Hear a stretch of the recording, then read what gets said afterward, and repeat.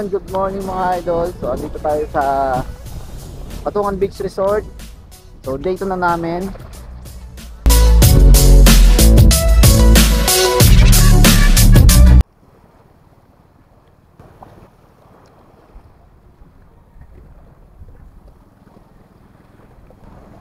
So hello guys, for today's video, andito tayo sa tabing dagat sa Patungan Beach Resort, nasa Subo, Batangas.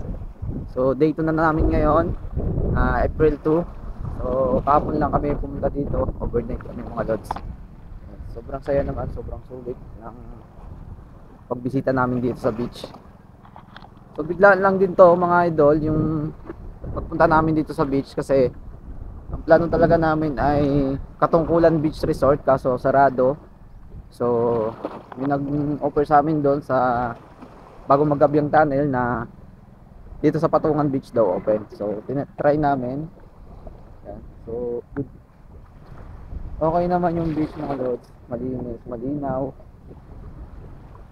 Kaso mahal yung mga bilihin, lalo sa pagkain, gamit, tapos wala pa silang kuryente. Sa gabi lang magagamit yung kuryente mga lods. Sa mga pupunta dito o mag-overnight, magdala kayo ng extra battery, ganun.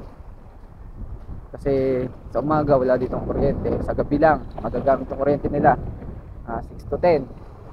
So wala ditong entrance mga lods. Ang mabayaran lang ay cottage.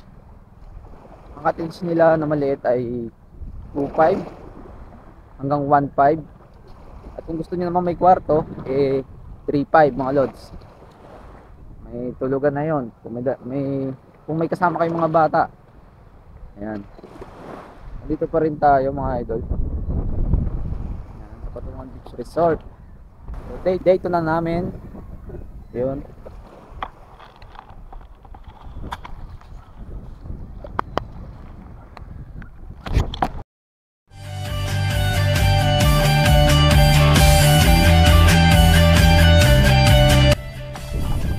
So kasama ko nga palang Team Gala at saka Solido Family.